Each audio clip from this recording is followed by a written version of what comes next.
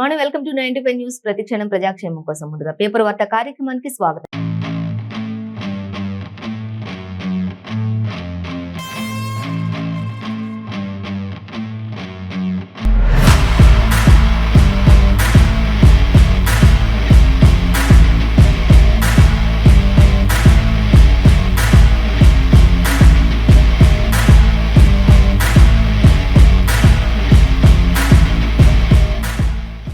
మన ముందు ఈనాడు, ఆంధ్రజ్యోతి, నమస్తే తెలంగాణ, వెలుగు, సాక్షి ఇలా రకరకాల పేపర్లు ఉన్నాయి. ఏ దినపత్రికల్లో ఏ వార్తలు మనం మొదటిగా చూసుకున్నట్లయితే నమస్తే తెలంగాణ పేపర్ చూసుకుందాం. నమస్తే తెలంగాణ పేపర్లో మనకి ప్రధాన వార్త అంటే ఈ రోజు మనకి ఇచ్చారు. ఇక రాష్ట్ర బడ్జెట్ కు సమర్పించి రాష్ట్ర బడ్జెట్ సమర్పణకు సంబంధించి అనుమతి ఇవ్వని గవర్నర్. దీనికి సంబంధించి ఇప్పుడు హైకోర్టుకు రాష్ట్ర ప్రభుత్వం వెళ్లనుంది అనేది కూడా తెలుస్తుంది. ఇంకా ఈ నెల ఫిబ్రవరి 3న మరి రాష్ట్ర బడ్జెట్ విడుదల చేయాల్సి ఉండగా ఇంతవరకు కూడా గవర్నర్ స్పందించకపోవడంతో ఇప్పుడు ఈ విషయమై మరి హైకోర్టును ఆశ్రయించనున్నట్లుగా రాష్ట్ర ప్రభుత్వం మనకి ఇక్కడ తెలుస్తుంది. సో ఇంకా దాని తర్వాత మరొక ప్రధాన వార్త మనం చూసినట్లయితే లాభమేమో ప్రైవేట్ కి, నష్టమేమో దేశానికి అంటూ మరొక దగ్గర చెప్తున్నారు. ఇక మోదీ సర్కారు అప్రజాస్వామిక చర్యలు వలనే ఇదంతా జరుగుతుంది అనేది ఇచ్చారు. ఇంకా జాతికి కేంద్రం వివరణ ఇవ్వాల్సిన అవసరం ఎంతైనా ఉంది అనేది కూడా మనకి ఇక్కడ ఇవ్వడం జరుగుతుంది. మరొక ప్రధాన వార్త చూసినట్లయితే మనం నమస్తే తెలంగాణ పేపర్లో అలాగే ఇక తెలంగాణలో ఆరోగ్య విప్లవం అనుకుంటున్నారు. చరిత్ర సృష్టించిన 2022 అనేది కూడా దాని గురించి కూడా ఇచ్చారు. ఇక రైతు విరోధి మోదీ అంటూ కూడా మనకి ఇక్కడ మాట్లాడుతున్నారు. కన్వీనర్ అక్షయ్ కుమార్ మాట్లాడుతున్నటువంటి పరిస్థితి కూడా మనం ఇక్కడ చూడొచ్చు. ఇక చూస్తే కేటీఆర్ కు మరో గ్లోబల్ ఆహ్వానం కూడా పలికినట్లుగా తెలుస్తుంది. సో మనం వివరాలు చూసినట్లయితే ఇక రాష్ట్ర బడ్జెట్ కు సంబంధించిన వివరాలు మనం మొదటిగా చూద్దాం. రాష్ట్ర బడ్జెట్ సమర్పణకు అనుమతి ఇవ్వని గవర్నర్, హైకోర్టుకు రాష్ట్ర ప్రభుత్వం అంటూ క్వశ్చన్ మార్క్ పెట్టారంటే వెళ్తుందా వెళ్ళదా, ఈ లోపు ఏమైనా స్పందిస్తారా, దీనికి సంబంధించి మన వివరణ ఇస్తారా అనేది మాత్రం ఒక క్వశ్చన్ మార్క్ గానీ మిగిలిపోయినట్లుగా మనం చూడొచ్చు. సో ఇంకా చూసినట్లయితే మనం రాష్ట్ర బడ్జెట్ విషయంలో హైకోర్టుకు వెళ్లాలని చెప్పేసి ప్రభుత్వం ఆలోచిస్తున్నట్లుగా ఈ మేరకు సోమవారం హైకోర్టు లంచ్ మోషన్ పిటిషన్ దాఖలు చేయాల్సి వస్తుందా అనేది కూడా ఒక క్వశ్చన్ మార్క్ లో పెట్టినట్లుగా చూడొచ్చు మనం. అవునని ఇవన్నిటికీ కూడా ఒకవేళ వెళ్లాల్సి వస్తుందా అనేది చూసుకున్నట్లయితే అవుననే చెప్పాల్సి వస్తుంది అనేది కూడా మనకి ఇక్కడ ఇచ్చాయి. అనేక విశ్వసనీయ వర్గాలు కూడా వెల్లడిస్తున్నారు ఖచ్చితంగా వెళ్లాల్సిన అవసరం ఉంది అని కూడా. ఫిబ్రవరి 3వ తేదీ నుంచి బడ్జెట్ సమావేశాలు నిర్వహించాలని రాష్ట్ర ప్రభుత్వం నిర్ణయించిన సంగతి ఆల్రెడీ తెలిసిన విషయమే అంటూ కూడా తెలుస్తోంది.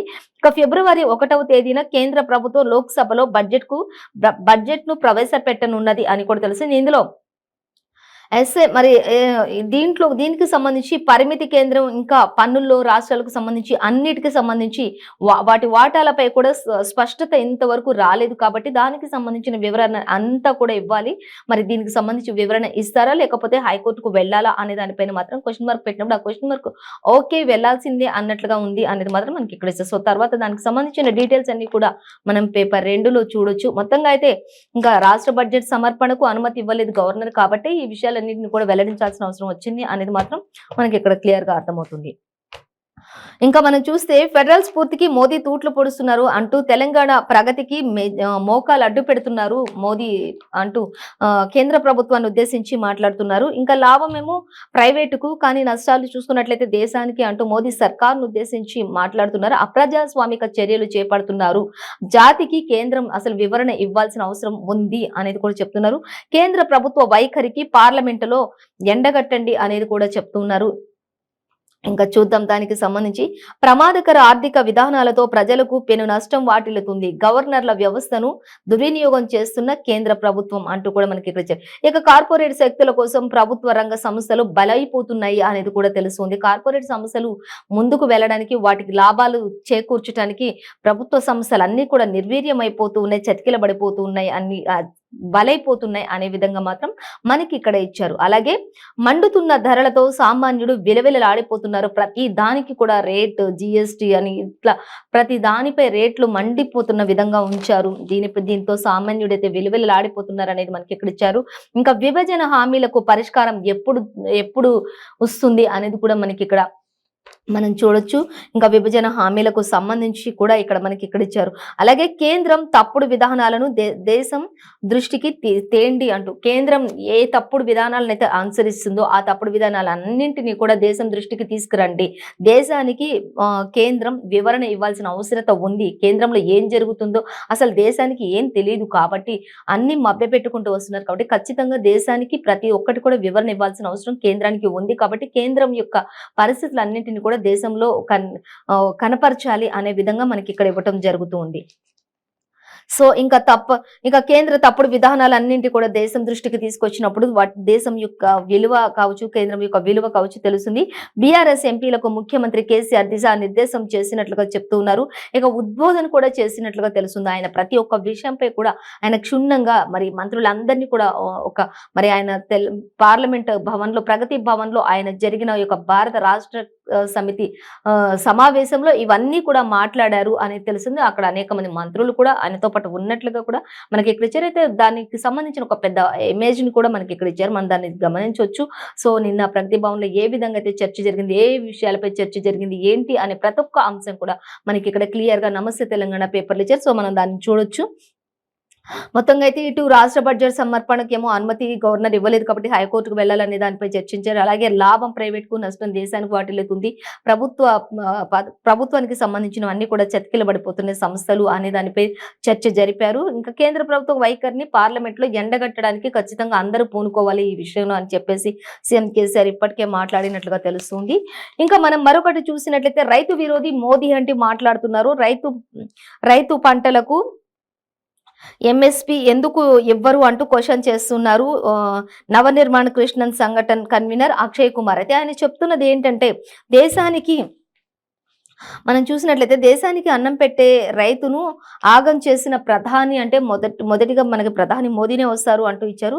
ఇంకా 60 ఏళ్ల కింద పంజాబ్, ఇప్పుడేమో తెలంగాణ ఆ విధంగా కనిపిస్తుంది అనేది ఇచ్చారు. ఇక గుణాత్మక మార్పులను తెచ్చిన తెలంగాణ మోడల్. కానీ తెలంగాణ రాష్ట్ర ప్రభుత్వం మాత్రం కేంద్ర ప్రభుత్వం ఏ నిధులు ఇచ్చినా ఏమిచ్చినా ఇవ్వకపోయినా కానీ గుణాత్మకంగా వారి దగ్గర ఉన్న నిధులతోటి ఎంతో మోడల్ గా తీర్చిదిద్దారు అనేది మాత్రం ఒకటి స్పష్టంగా ఆయన చెప్పడం జరుగుతున్నట్లుగా మనకి ఇక్కడ నమస్తే తెలంగాణ పేపర్లో ఇచ్చారు.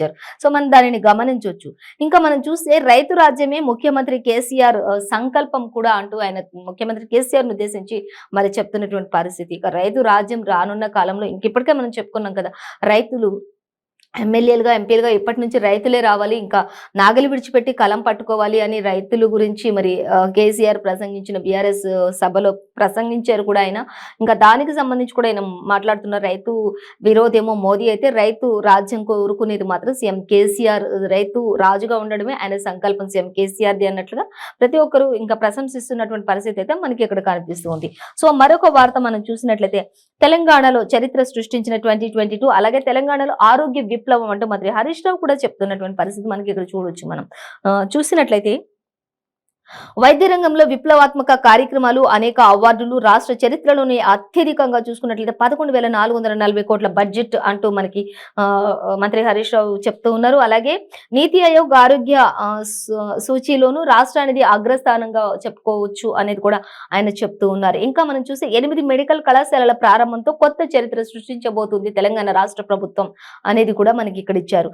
అలాగే ఇంకా మనం చూసినట్లయితే దేశానికే మార్గదర్శకంగా టీమ్ బెస్ట్ ఇన్వెస్ట్మెంట్ ప్రోగ్రామ్స్ కూడా జరగబోతున్నాయి అనేది కూడా మనకి ఇక్కడ ఇచ్చారు. అలాగే డైట్ శానిటేషన్ ఏజెన్సీలో 16% ఎస్సీ ఎస్టీలకు ఉండబోతుంది అనేది కూడా క్లియర్ గా మనకి ఇచ్చారు. ఇక మానవతా కోణంలో రోగి సహాయకులకు 5 రూపాయలకే భోజనం కూడా పెట్టబోతున్నామంటూ అక్కడ ఎవరైతే మరి ఆరోగ్యానికి సంబంధించి అటెండర్స్ ఉంటారో వాళ్ళందరికీ కూడా మానవతా హృదయంతో అక్కడ 5 రూపాయలకే వారి పక్కన వచ్చిన ఇప్పుడు ఒక రోగి పక్కన వచ్చినటువంటి అటెండర్స్ కి 5 రూపాయలకే భోజన వసతిని కూడా కల్పిస్తున్నాం మానవతా హృదయంతో అనేటట్లుగా మనకి మంత్రి హరీష్ రావు చెప్పడం జరుగుతుంది. ఆరోగ్య విప్లవంలో మాత్రం తెలంగాణ బేష్ గా ఉండబోతుంది అనేది కూడా మనకి ఇక్కడ ఎంతో క్లియర్ గా ఇచ్చారు. ఇక 2022 మాత్రం ఇది ఒక చరిత్రగానే మిగిలిపోతుంది. ఇప్పుడు 23లో కూడా మరి రానున్న రోజుల్లో కూడా ద బెస్ట్ వైద్య ఆరోగ్య శిబిరం అనేది తెలంగాణలో ఉంది అనేది రావాలి అని ప్రతి ఒక్కరు కూడా దీనికోసం సహాయ సహకారాలు అందించాలి. ప్రతి ఒక్కరు కూడా నిబద్ధతతో వర్క్ చేయాలి అనేటట్లుగా మంత్రి హరీష్ రావు చెప్తూ ఉన్నటువంటి పరిస్థితి అయితే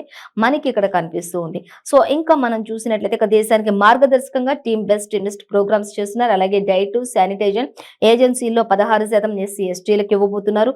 అలాగే మానవతా కోణంలో రోగి సహాయకులకు ₹5కే భోజనం పెడుతున్నారు. ఇంకా సూపర్ స్పెషాలిటీ 3 సూపర్ స్పెషాలిటీ దవాఖానాలు కూడా అతి త్వరలోనే వాటికి శంకుస్థాపన కూడా జరుగుతుంది. అంటే సూపర్ స్పెషాలిటీ ప్రతి ఒక్కటి కూడా ఉండే విధంగా అన్ని అన్ని ఏర్పాట్లు చేస్తున్నాం. ప్రతి ఒక్కటి కూడా అందులో ఉండేటట్టుగా వైద్యానికి సంబంధించి ఈ బీదవాళ్ళు ఎవరు కూడా బయటకు వెళ్లి వైద్యం చేయించుకోలేని పరిస్థితి రాకుండా అందరికీ కూడా అన్ని కూడా అందుబాటులో ఉండే విధంగా అది రూపొందబోతుంది. దానికి శంకుస్థాపనలు మరో 3 సూపర్ స్పెషాలిటీ దవాఖానలకు శంకుస్థాపన జరగనుంది అంటూ, అలాగే వైద్య ఆరోగ్య శాఖ వార్షిక వేదిక కాబోతుంది అంటూ 2022లో వెల్లడించినట్లుగా కూడా మనం చూడొచ్చు. వైద్య ఆరోగ్య శాఖ వార్షిక నివేదిక మన తెలంగాణ రాష్ట్రం ఉండబోతుంది అనే దానికి కూడా సంబంధించి మనకి ఇక్కడ నమస్తే తెలంగాణలో ఇచ్చారు. అలాగే మన మంత్రి కేటీఆర్ విషయానికి వచ్చినట్లయితే ఇక కేటీఆర్ కు మరో గ్లోబల్ కూడా ఆహ్వానం పలికినట్లుగా తెలిసింది. ఇప్పటికే ఆయన దావోస్ వెళ్ళొచ్చారు, అనేక మందిని కలిసి వచ్చారు ప్రవాసాంధ్రులందరితో కూడా. మరి ఇక్కడ ఎంతో మంది ఐటీకి సంబంధించి ఇక్కడ పెట్టుబడులు పెట్టడానికి ముందుకు వచ్చారు. వాళ్ళందరి విషయాలు కూడా మనకు ఆల్రెడీ ఇంతకు ముందే చెప్పుకున్నాను, తెలుసు.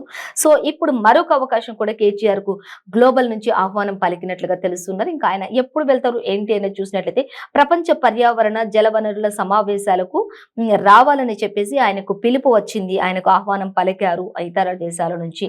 అలాగే తెలంగాణ సాగునీటి ప్రాజెక్టులు విధానాలను చూసుకున్నట్లయితే అవన్నిటి గురించి పరిశీలించనున్నట్లుగా మంత్రి వివరించారు. అలాగే ఈ సమావేశాలన్నీ కూడా మే 21 నుంచి 25 వరకు అమెరికాలో జరిగే సభలకు మంత్రి కేటీఆర్ కు ఆహ్వానం పలికినట్లుగా మరో గ్లోబల్ నుంచి ఆహ్వానించినట్లుగా తెలుస్తుంది. సో ఏదేమైనప్పటికీ కూడా మంత్రి కేటీఆర్ కు మాత్రం హైదరాబాద్ తెలంగాణ రాష్ట్ర ప్రభుత్వాన్ని మాత్రం ఖచ్చితంగా ఐటీ హబ్ గా నిలిపారనేది మాత్రం వాస్తవం. అనేక సంస్థలు పెట్టుబడులు పెట్టడానికి కూడా ముందుకు వస్తున్నారు. ఎందుకంటే ఇక్కడ పెట్టుబడులు పెట్టినప్పటికీ కూడా అంతకు మించిన ఆదాయాలు, అంతకు మించిన లాభాలు వస్తున్నాయని అనేది మాత్రం పక్కా కన్ఫామ్ గా అర్థమవుతూ ఉంది. అలాగే ఉద్యోగాలు కూడా చాలా వరకు పెరుగుతున్నాయి.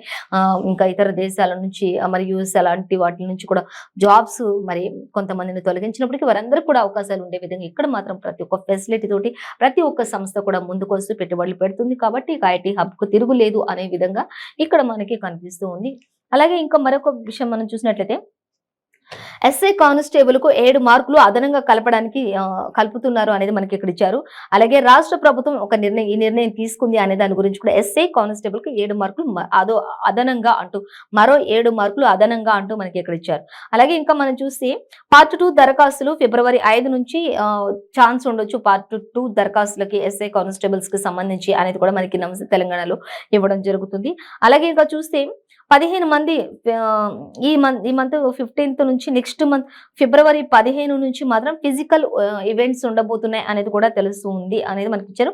డీటెయిల్స్ మాత్రం మనం పేపర్ 4లో చూడొచ్చు. మొత్తంగా అయితే ఎస్ఐ కానిస్టేబుల్ కి 7 మార్కులు అదనం. అలాగే రాష్ట్ర ప్రభుత్వం నిర్ణయం తీసుకుంది. అలాగే 5 నుంచి పార్ట్ 2 దరఖాస్తులు చేసుకునే అవకాశం ఉంటుంది. 15th నుంచి ఫిజికల్ ఈవెంట్స్ కూడా ఉండబోతున్నాయి అనేది అయితే మనకి ఇక్కడ క్లియర్ గా ఇచ్చారు. సో డీటెయిల్స్ మాత్రం పేపర్ 4లో మనం చూడొచ్చు.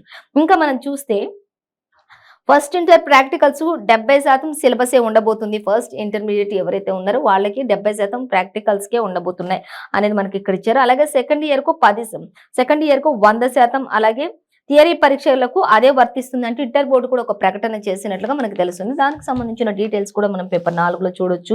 మొత్తంగా అయితే మన ఊరు మన బడి కూడా 1 నుంచి ప్రారంభం కాబోతుంది అంటూ మంత్రి సబితా ఇంద్రారెడ్డి కూడా చెప్పడం జరుగుతుంది. విద్యాశాఖ మంత్రి సబితా ఇంద్రారెడ్డి ప్రకటించారు. అలాగే మనం చూసినట్లయితే మొదటిది విడత చూసుకున్నట్లయితే 1200 స్కూళ్లతో పనులు పూర్తి చేసాం. మొదటి విడత అంటే మన ఊరు మనబడి అనే కార్యక్రమం ద్వారా అనేక స్కూల్స్ కు శంకుస్థాపనలు, అంటే పాతగా అయిపోయిన స్కూల్స్ కానీ పురాణ కాలంలో కానీ ఎప్పటి నుంచో ఉన్న స్కూల్స్ కానీ శిథిలావస్థకు చేరిన బడులు కానీ ఉన్నట్లయితే వాటన్నింటిని తొలగించి మళ్ళీ కొత్తగా భవనాలు నిర్మించి వాటికి శంకుస్థాపనలు ప్రారంభోత్సవాలు జరుపుతున్నారు. మొదటి విడత అయితే 1200 స్కూల్స్ తో స్టార్ట్ అవుతుంది అనేది కూడా మంత్రి సబితా ఇంద్రారెడ్డి మనకు చెప్పడం జరుగుతుంది. ఇక మన ఊరు స్కూలు మనబడి మాత్రం ఫిబ్రవరి 1న ప్రారంభం కాబోతుంది అనేది మనకి ఇక్కడ క్లియర్ గా చెప్పారు. పండుగ వాతావరణంలో ప్రారంభ వేడుకలు ఉండబోతాయి అంటూ కూడా తెలుస్తుంది. ఇక ఏదైనా స్కూల్ ఓపెనింగ్ అని శంకుస్థాపన కానీ ఉందంటే పండుగ వాతావరణంలో ఉండే విధంగా అక్కడ చర్యలన్నీ తీసుకుంటున్నారు అనేది కూడా మనకి ఇక్కడ క్లియర్ గా ఇచ్చారు. ఇక విద్యాశాఖ మంత్రి సబితా ఇంద్రారెడ్డి వెల్లడించారు.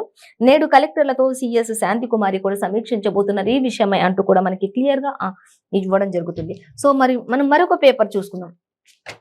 మరొక పేపర్ చూసినట్లయితే ఆంధ్రజ్యోతి చూసుకుందాం. ఆంధ్రజ్యోతి పేపర్ చూసినట్లయితే మనకి ఆంధ్రజ్యోతిలో కూడా మనకి మెయిన్ ప్రధాన వార్త అనేది చూసినట్లయితే ఫస్ట్ హెడ్లైన్ మనకి మంత్రిపై తూట అంటూ ఒకటి దగ్గర ఇచ్చారు. అలాగే గవర్నర్ పై కోర్టుకు వెళ్తాము అనేది మనకి ఇచ్చారు.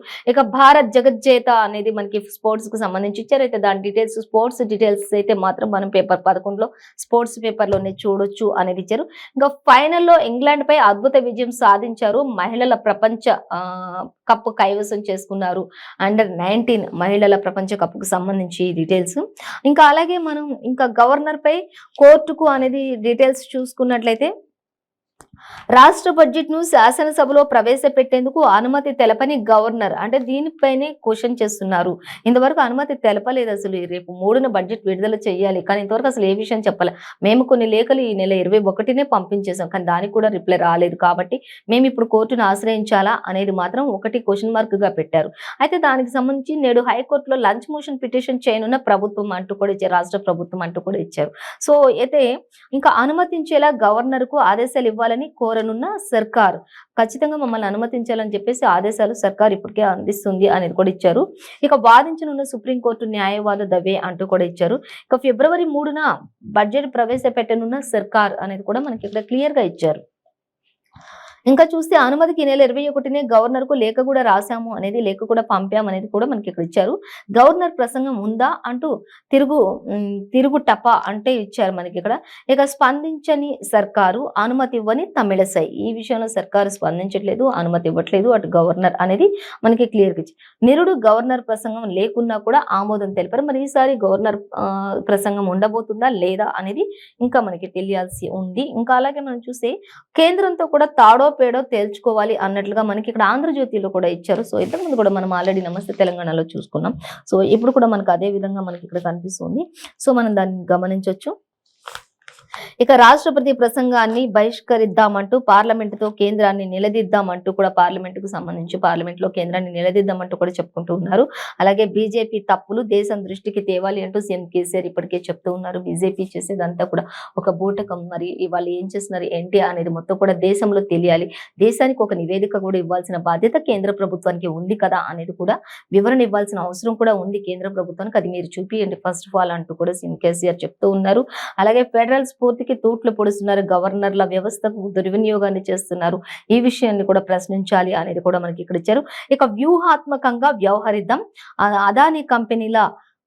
అదానీ కంపెనీల సంపద నీటి బుడగే అంటూ కూడా మనకి ఇక్కడ ఇచ్చారు. ఇక అలాగే బీఆర్ఎస్ పై సమావేశంలో కేసీఆర్ మాట్లాడుతున్నటువంటి పరిస్థితి, అదానీ షేర్లని కూడా ఇప్పటికే కుప్పకూలిపోయిన విషయం అందరికీ తెలిసిన విషయమే. దానికి ఎస్బీఐ కావచ్చు, ఎల్ఐసి కావచ్చు చాలా నష్టాల్లో ఉంది. మరి ఈ నష్టాలన్నిటికీ కారణం ఎవరు, అసలు ఈ రెండు సంస్థలను కూడా అదానీ షేర్స్ లోకి నెట్టింది ఎవరు అనే విషయం అయితే మనకు ఆల్రెడీ తెలిసిన విషయం, ఇంతకుముందు మాట్లాడుకున్నాం. సో దానికి సంబంధించి కూడా జవాబు చెప్పాలి కేంద్ర ప్రభుత్వం అన్నట్లుగా మాత్రం మనకి ఇక్కడ కేసీఆర్ మాట్లాడుతున్నటువంటి పరిస్థితి మనకి ఇక్కడ ఆంధ్రజ్యోతిలో కూడా ఇచ్చారు యాజ్ ఇట్ ఈస్ గా.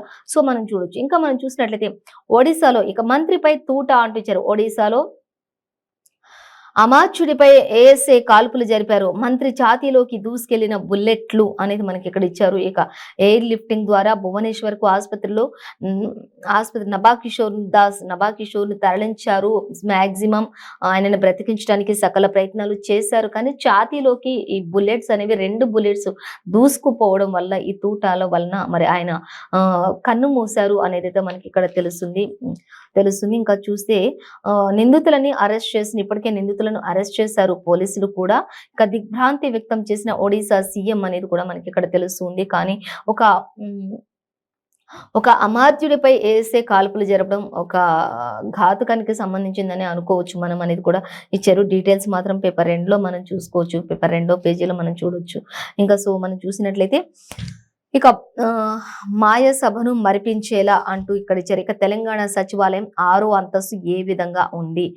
అంటే మాయ సభను మరిపించేలా ఉండబోతున్న ప్రతి ఒక్కటి కూడా హంగులతో అక్కడ తీర్చిదిద్దుతున్నారు అనేది ఇక పిలుపొచ్చింది. కానీ వెళ్ళను అంటూ హైదరాబాద్‌లో కేసీఆర్ సభకు తేజస్వి, లలన్ వెళ్తారు అంటూ నితీష్ అలాగే తెలంగాణ సెక్రటరియట్ ప్రారంభం సభకు బీహార్ నేతలను కూడా ఆహ్వానించినట్లుగా తెలుస్తుంది. కానీ అక్కడ ఒక మనకి ఇమేజ్‌ని చూపిస్తున్నారు. ఈ చిత్రంలో మరో రాజవంశాన్ని తలపిస్తున్నటువంటి ఒక బడ్జెట్ సమావేశం అక్కడ ఏర్పాటు చేశారు. ఇక ప్రతిష్టాత్మకంగా నిర్మిస్తున్నటువంటి నూతన సచివాలయం భవనంలో 6వ అంతస్తు ఏ విధంగా ఉంది అనేది చూసినట్లయితే కళ్ళు చెమ్మగిల్లిపోయేలా అక్కడ అసలు మనం ఎక్కడ ఉన్నాం అనే విధంగా తలపించేలా అక్కడ ఏర్పాట్లన్నీ కూడా ఉన్నాయి. 6వ అంతస్తులో కావచ్చు. ప్రతి అంతస్తు కూడా ఒక అద్భుతాన్ని తలపిస్తున్న విధంగానే ఉంది అనేదైతే మనకి తెలుస్తుంది. ఇక ఫిబ్రవరి 17న సీఎం కేసీఆర్ పుట్టినరోజు సందర్భంగా ఈ సచివాలయం కూడా మరి ప్రారంభోత్సవం జరుగుతుంది అనేది కూడా మనకి ఆల్రెడీ తెలిసిన విషయం. ఇంకా ఒక్కొక్క అంతస్తు మనకి ఇక్కడ చూపిస్తూ ఉన్నారు. ఎక్కడ ఉన్నాం అనేది కూడా అర్థం కానటువంటి మనం ఒక స్వర్గంలో ఉన్నామా అనేటటువంటి బయటి ప్రపంచం గుర్తు రాకుండా ఉండేటటువంటి పరిస్థితి, అటువంటి లొకేషన్స్ ని ఏర్పాటు చేసి అటువంటి అక్కడ అంతటి అద్భుతమైన ఏర్పాట్లు చేశారు అనే విధంగా మనకి ఇక్కడ తలపిస్తున్నటువంటిది ఇచ్చారు. అయితే దీనికి సంబంధించిన పూర్తి డీటెయిల్స్ అన్ని కూడా మనం పేపర్ 13లో చూడొచ్చు అనేది ఇచ్చారు. మెయిన్ అయితే ప్రతిదీ కూడా మరిపించేస్తుంది అక్కడికి వెళ్ళగానే. తెలంగాణ సచివాలయం 6వ అంతస్తు మెయిన్ గా అంటే మనకి ఇక్కడ ఇచ్చారు. ఇంకా మాయ సభను మరిపించేసేలా ఉంటుంది అని కూడా ఇచ్చారు. ఇంకా దానికి సంబంధించి ఇక సభకు బీహార్ నేతలు కూడా ఆహ్వానం పలికారు. అక్కడ నుంచి కూడా అనేక మంది మంత్రులు ఇంకా చాలా చోట్ల నుంచి కూడా ఆయన సీఎం కేసీఆర్ ఆహ్వానాలు పంపిస్తూ ఉన్నారు. ఇంకా ప్రతి ఒక్కరు కూడా వస్తారు అనేది ఇంకా పూర్తి డీటెయిల్స్ అయితే మనకి ఇవ్వలేదు. కానీ పేపర్ 14, 13లో మాత్రం పూర్తి డీటెయిల్స్ మనం తెలుసుకోవచ్చు. ఇక ఎస్ఐ కానిస్టేబుల్ అభ్యర్థులకు అదనంగా 7 మార్కులు కలపబోతున్నట్లుగా మనం ఇంతకుముందు నమస్తే తెలంగాణ పేపర్లో కూడా చూసుకున్నాం. అలాగే సేమ్ యాజ్ టీజ్ ఇక్కడ కూడా ఇచ్చారు. ఇక హైకోర్టు ఆదేశాల నేపథ్యంలోనే పోలీస్ రిక్రూట్మెంట్ బోర్డు ఈ నిర్ణయం తీసుకున్నట్లుగా తెలుస్తుంది అనేది మాత్రం మనకి ఇక్కడ ఇచ్చారు. సో మనం దాన్ని గమనించవచ్చు. ఇంకా కొత్తగా ఉత్తీర్ణులైన వారికి 15 నుంచి దేవస్థుతి పర్యటన, ఎవరైతే ఇప్పుడు కొత్తగా ఉత్తీర్ణులైన వాళ్ళు ఉంటారో వాళ్ళకి ఫిజికల్ ఈవెంట్స్ కూడా ఈ నెక్స్ట్ మంత్ 15th నుంచి స్టార్ట్ అవబోతున్నాయి అనేది తెలుస్తుంది. మరి కొత్తగా మళ్ళీ దరఖాస్తులు చేసుకునే వాళ్ళకి ఫిబ్రవరి 5th నుంచి స్టార్ట్ అవుతాయి అనేది కూడా మనకి క్లియర్ గా ఇచ్చారు. ప్రతి పేపర్లో కూడా యాజ్ ఇట్ ఈస్ గా ఉంది. సో మనం దానిని గమనించవచ్చు. ఇంకా మనం కాంగ్రెస్ కు కొత్త పునాది అంటూ మరొక దగ్గర ఇచ్చారు. ఇక వైద్య సేవలో రాష్ట్రానికి 3వ స్థానం అంటూ కూడా మరి హర్షం వ్యక్తం చేస్తున్నటువంటి పరిస్థితి. ముగిసిన రాహుల్ భారత్ జోడో యాత్ర. ఈ సందర్భంగా రాహుల్ అలాగే పిసిసి అధ్యక్షులు రేవంత్ రెడ్డి ఇద్దరు కూడా కలిసి మాట్లాడుతున్నటువంటి దృశ్యాలను కూడా మనకి ఇక్కడ ఇచ్చారు. మనం గమనించవచ్చు.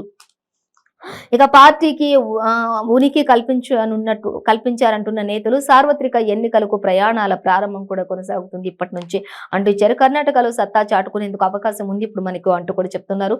ఇక రాహుల్ అన్ని పక్షాలని ఆకట్టుకోలేడన్న విమర్శ కూడా ఉంది. కొన్ని పార్టీలకు దూరంగా ఉండడమే మంచిది అంటూ కూడా నిదర్శనం ఇచ్చారు. ఇక 12 పార్టీలతోనే నేడు యాత్ర ముగింపు సభ ఉండబోతుంది అనేది కూడా మనకి ఇచ్చారు. ఇక దేశవ్యాప్తంగా జోడో ప్రారంభం కాబోతుంది అంటే మరొక దగ్గర కూడా మనకి ఇక్కడ ఇవ్వడం జరుగుతుంది. బీజేపీ అలాగే ఆర్ఎస్ఎస్ విద్వేష వైఖరికి ప్రత్యామ్నాయ విధానాన్ని చూపించడం అంటూ ఇచ్చారు. ఇంత సంచలనం ఊహించలేదు అంటూ కూడా చెప్తున్నారు. ప్రతి ఒక్కరిని యాత్ర ద్వారా కదిలించబోతున్నాం అనేది కూడా మనకి ఇక్కడ పిసిసి అధ్యక్షులు రేవంత్ రెడ్డి చెప్తున్నారు. జోడో యాత్ర ముగింపు సందర్భంగా మరి కశ్మీర్ లో రాహుల్ ను కలిసిన రేవంత్ ఈ విషయాలన్నింటినీ కూడా వాళ్ళిద్దరు కూడా పిచ్చాపాటి మాట్లాడుకున్నట్లుగా తెలుస్తూ ఉంది. చిట్చాట్ అనేది కూడా మనకి ఇక్కడ ఇచ్చారు. సో ఇంకా మనం చూస్తే మధ్యతరగతి ప్రజల దగ్గరికి వెళ్ళండి అంటూ ప్రధాని మోదీ చెప్తున్నారు. వారి కోసం తెచ్చిన పథకాలు కూడా తెలియచేయండి అంటూ ప్రధాని మోదీ మధ్యతరగతి ప్రజలు ఎక్కడైతే ఉంటారో అక్కడికి వెళ్ళండి అని చెప్తున్నారు. కేంద్ర మంత్రులకు ప్రధాని మోదీ దిశానిర్దేశం చేశారు. పార్లమెంటుకు సమావేశాలు ముందు కీలక భేటీ అవసరం ఉంది అంటూ కూడా చెప్తూ ఉన్నారు. ఇక పార్లమెంట్ సమావేశాలు ఏవైతే ఉన్నాయో వాటికి సంబంధించిన విషయాలన్నింటికంటే ముందు వీళ్ళందరితో కీలక భేటీ చేయనున్నట్లుగా తెలుస్తుంది. అలాగే మెచ్చాపై అసమ్మతి గళం విప్పారు అనేది ఇచ్చారు. ఒంటెద్దు పోకడలతో పార్టీని భ్రష్టు పట్టిస్తున్నారంటూ కార్యకర్తలను తొక్కేస్తూ అక్రమార్కులను అందలం ఎక్కిస్తున్నారంటూ కుటుంబ సభ్యులతో దళిత బంధు వసూళ్లు చేసే పరిస్థితిలో మాత్రం మనకి ఇక్కడ ఇక్కడ చెరికి అశ్వారావుపేట ఎమ్మెల్యే నాగేశ్వరరావుపై ఎంపీపీ సొసైటీ చైర్మన్ తదితర నేతలంతా కూడా ఆరోపణలు చేసినట్లుగా మనకి ఇక్కడ చెరిక మధ్యతరగతి ప్రజల దగ్గరికి వెళ్ళండి అంటూ ప్రధాని మోదీ చెప్పడం ఒక విశేషంగా మనం చూడొచ్చు. సో ఇంకా మనం చూస్తే వృద్ధాప్యాన్ని జయించడం ఎలా అనేది మనకి ఇక్కడ ఇచ్చారు. మరొక ఆంధ్రజ్యోతిలో మనకి చివరిగా చూసుకున్నట్లయితే ఇంకా నడి వయసులో నవయవ్వనం కోసం పరిశోధన జరుపుతున్నారు. జన్యువుల రీప్రోగ్రామింగ్ విధానంపై కొందరు దృష్టి సారిస్తున్నారు అనే దాని గురించి మనకి ఇక్కడ క్లియర్ గా ఇచ్చారు. సో మనం ఈ రోజు ఏ పేపర్ లో చూసినా కూడా గవర్నర్ పై కోర్టుకు వెళ్తున్నారు అనేది ఒకటి ఇచ్చారు. అలాగే మంత్రిపై తూటాలు, మరి అలాగే ఇంకా చూసినట్లయితే అక్కడ మరి సచివాలయం ఓపెనింగ్ కూడా 17th ఉంది. ఇంకా అది కూడా ఇంద్రభవనాన్ని తలపించే విధంగా ఉంది అనేది మనకి ఇక్కడ ఇచ్చారు. ఇక ప్రధాని మోదీ చూసినట్లయితే మధ్యతరగతి ప్రజలను ఆదరించండి, వాళ్ళ దగ్గరికి వెళ్ళండి, ప్రతి పథకం గురించి వాళ్ళకి వివరణ ఇవ్వండి అనేది ఒకటి మనకు కనిపిస్తుంది. వైద్య సేవల్లో తెలంగాణ రాష్ట్ర ప్రభుత్వం 3వ స్థానంలో ఉంది. అలాగే మంత్రి కేటీఆర్ కి మరోసారి గ్లోబల్ నుంచి ఆహ్వానం పలికారు అనేది కూడా మనకి తెలుస్తుంది. సో ఏ పేపర్ లో చూసినా కూడా ఇవే ఉన్నాయండి. మరి ప్రతి ఒక్క పేపర్ లో కూడా సేమ్ యాజ్ ఇట్ ఈస్ గా ఉన్నాయి. ఇది ఇవాళ పేపర్ వార్త కార్యక్రమం విశేషాలు. మరో పేపర్ వార్తతో మళ్ళీ రేపు కలుసుకుందాం. అంతవరకు చూస్తూనే ఉండండి 95 న్యూస్.